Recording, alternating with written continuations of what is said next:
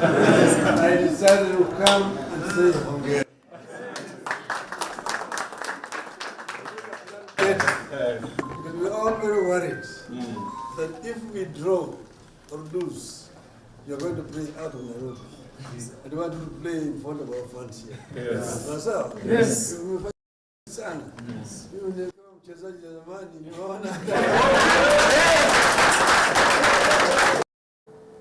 All right, congratulations to the Harambee Stars for their stellar performance since the onset of this CHAN 2024. Shall continue keeping tabs with these matches and shall be bringing you real-time news updates in regards to that. Now, at the same time, security measures were significantly strengthened at Kasarani Stadium and surrounding viewing areas ahead of the African Nation Championships Group A match between Kenya, Harambee Stars, and Zambia's Chipolopolo. Authorities implemented extensive safety strategies to ensure smooth crowd management, while traffic control teams directed travelers to use alternative routes to maintain optimal flow around the stadium. The measures aimed to provide a safe environment for fans and participants alike, allowing supporters to enjoy the high-stakes encounter without disruption. Very well, and we have been safe, and we are praying for our country Kenya to win. And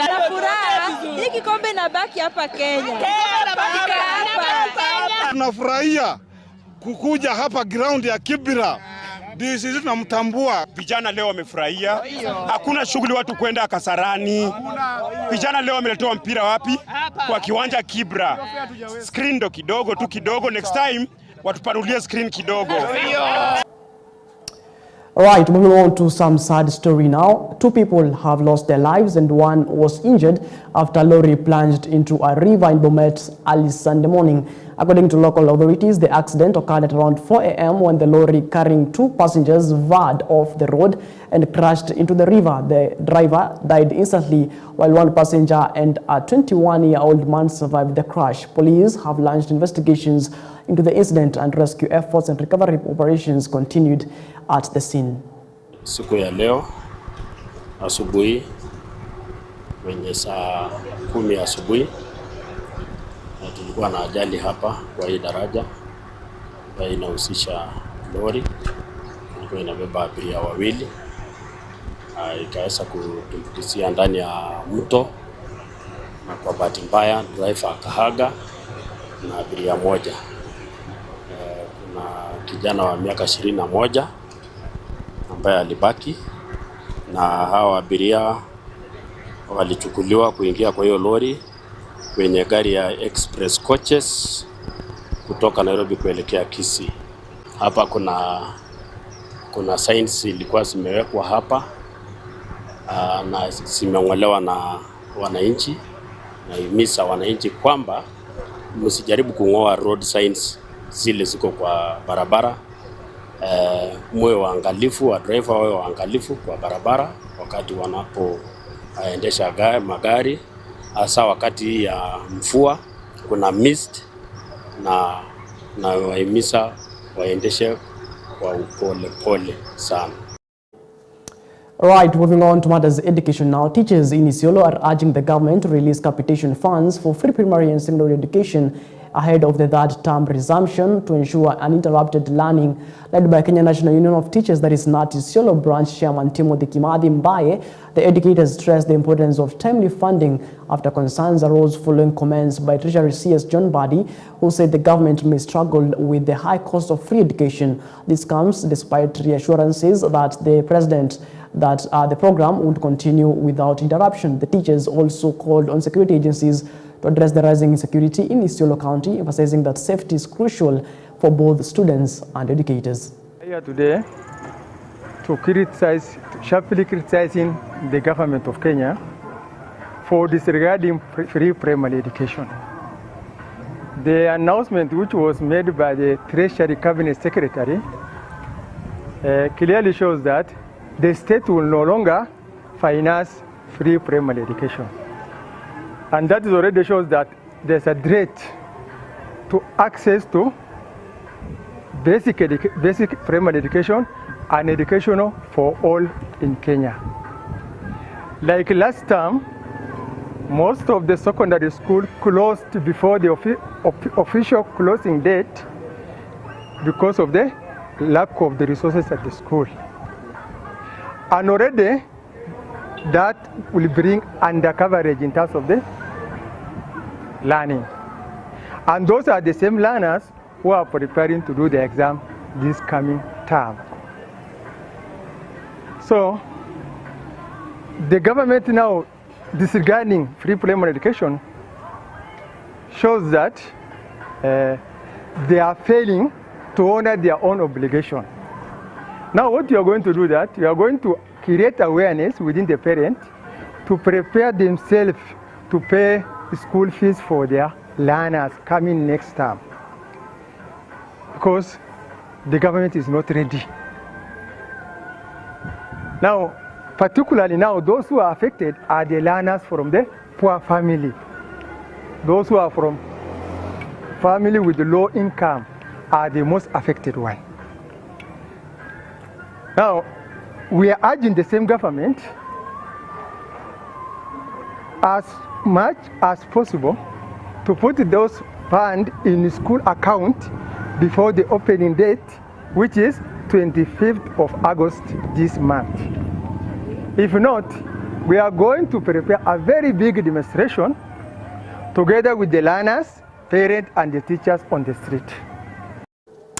All right, moving on to matters politics now. Kapsabet residents were urged to support President William Ruto for a second term in office by Member of Parliament Martin Papela during a rally in Nandi County. Now speaking in the crowd, Papela highlighted that the Luhya community has expressed confidence in President William Ruto's leadership, citing significant development achievements since he assumed power in 2022. Now, the legislator encouraged residents to rally behind the president in the 2027 general elections, emphasizing continuity of progress and stability for the country. Napata matibabu through NHIF, lakini sababu ya hard decision ya rais, saa hii watu zaidi ya milioni 20 na kitu wanafaidika na wanapata matibabu under SHA. Hiyo sisi ndio tulikuwa tunataka. That's why tukiwa hapa sisi father ametuambia viongozi na wananchi lazima tukue na msimamo. Sisi watu wa Western under Papa wa Roma, msimamo yetu ni moja peke yake, ya kwamba Mheshimiwa Rais ni tuta. Sema hiyo. Sisi Waluhya tumesema tunampatia ingine ta. All right, it is exactly 10 minutes past the top of the hour. We are due for a short commercial break here on Christian World today, but we'll be back. Tension is rising in Ngoingwa, Thika, where residents have raised concerns of a factory set up right inside their residential area. Now, speaking to the media, locals complained that the factory poses serious health risks, especially to children who are exposed to harmful effluents released into the air. Now, the residents argue that such a facility should not be located in a residential zone and are now demanding swift action from relevant authorities to safeguard their health and environment. Ukiangalia hapa mahali ni estate, kitu ya kwanza. So, sidhani kama kunaweza kuwa na kiwanda karibu na mahali ambapo watu wanakaa. Mtoto akipatikana na jangwa kama hii ya kuvuta hiyo hewa ambayo inatoka katika hiyo kiwanda, atapata shida kwa sababu mzazi ndiye atakuwa anagharamia hiyo mahitaji ya kupeleka hospitali, na mwenye kiwanda naye ametulia. Na kwanza ukiona sana kiwanda iko kwa boma, ukiona iko kwa boma, hiyo ni hatari sana hata kwa yeye mwenyewe. Asiseme amejizingira. Hapo kuna shida sana katika hiyo boma, kitu ya kwanza. Kitu ya pili, wakaaji wa hapa, juu tuko karibu sana maboma. Sasa ukipata hiyo kiwanda ikifanya kazi mahali pale, ina affect kila mtu katika eneo hili. Itolewe mahali pale kwa sababu hata wakaaji, na naamini ya kwamba kuna watu ambao wajui iko pale, lakini sisi ambao tuko hapa tunajua kwamba iko mahali pale, na inafanywa ni kama mahali ambapo ni kazi ni biashara yenye iko na siri. So inafaa ikuwe public, watu wajue kwamba kuna kiwanda mahali pale, ndipo ili serikali ingilie, ijue kama imeingilia the right channel, ndio hiyo mambo isuluhisho haraka iwezekanavyo. All right, moving on, local communities in Wajir have come together to urge peace and harmony across the region. During a recent meeting, stakeholders called for the younger generation to embrace peace, emphasizing its importance for the stability and progress of the country. Now, the gathering highlighted the role of unity and cooperation in fostering a safe and secure environment, and encouraging residents to work together for common good. Is to do all my best to lead this community in a very honest and transparent manner. And particularly, I want to tell the youth that you are my priority. I know we are sitting on a time bomb. A whole generation is getting out of the way. Many people are out of colleges, they have gone to university, there is no job opportunities, and they have been neglected.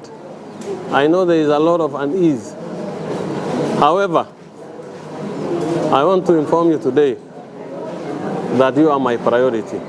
As a family of Mahat, we are composed of 9 elders from the clan of Mahat. We proposed him unanimously without any conviction or any matter pertaining to our talks. We proposed him in a broad daylight in front of young people, elders, mothers, all walks of life in Ajawa Social Hall, Ajawa Primary School. I promise to do all my best to lead this community in a very honest and transparent manner. And particularly, I want... Right now, tonight on our Christian Testimony segment, we bring you an incredible story of transformation and hope. Imagine a young man whose world was turned upside down when his own mother walked away, leaving him to face life's challenges. Now, take a look at that particular testimony right here on EBN Christian. When I was 15, my mom decided that she didn't want to be there anymore, and so she left.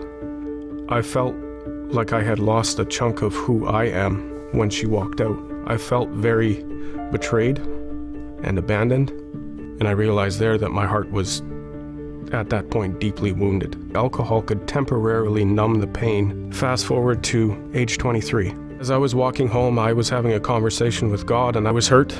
He's sovereign, he's God, right? He can control my mom leaving, but he didn't. And I put 1 foot off of the street on my front lawn, and the next thing I knew, I was 30 feet away, sitting next to my house. He said, "Matt, you forgot who your king is. You forgot who your Lord is. And I love you. I want you to go to Bible school." I hit my knees and I wept. 6 years later, I graduated, and 6 years later, I still had the problem. But a year and a half after I graduated, I decided God called me to teach people his word, and I can't be a Bible teacher or a pastor or anything like that if I'm an alcoholic. My doctor told me that if I quit cold turkey, the withdrawals would likely kill me. But I said, "Lord, I'm going to detox, and you've got to get me sober." And he did. Yeshua healed me. I was supposed to be in detox for 8 days. I was there 4.5 days. Yeshua broke the chain. It's been over 3 years and I haven't had a sip. On my YouTube feed, there was a testimony from an Israeli gentleman. He just shared of how he came to know Messiah. I was subscribed to the channel and I wanted to hear more. And so that led me to this journey of exploring more about the Jewish people, the prophecies that God gave about them. Because Yeshua, or Jewish Messiah, is my salvation, that gives me such a strong love for Israel and a support for his people. I see them as such an integral part of the story of all of mankind. God said that Israel would be a light to the nations. I've learned this through One for Israel, and so if I have an opportunity, whether it's standing at the pulpit or a coffee with a friend, to be a light to anyone, Jew or Gentile, I should take that opportunity. Yeshua loved you and I enough to die for you and I, but he also loves the Jewish people enough to hold his covenant with them. All the way back from Genesis 3:15, where God promised the seed that would crush the serpent's head, all the way through the Old Testament, Messiah actually fulfilled all of those prophecies down to the letter.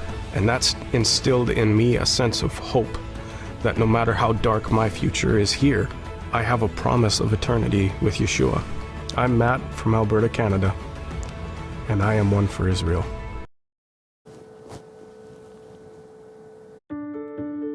When I was 15, my mom decided that she didn't want to be there anymore, and so she left. All right, many thanks for, of course, listening to that particular testimony, a story of pain, healing, of course, later on from bottom to the redemption where he faced Jesus. Of course, tune in for that and much more every Sunday at 9 p.m. here on Christian World Today. That is the testimony segment. My name is Martin Macharia. Many thanks for, of course, keeping me company until this hour. It is exactly 24 minutes past the top of the hour. That's when we wrap up our program here on Christian World Today. But remember, tomorrow here on Redeemed Gospel Church, Buruburu, we're having an International Faith Summit starting tomorrow. That is the 18th day of August 2025, all the way to the 22nd day of August 2025. Come get blessed here, right here in at Redeemed Gospel Church, Buruburu, here in Nairobi. My name is Martin Macharia. Once again, have yourself a lovely night. Enjoy the rest of your viewing, and as always, let's do this again when God says we do.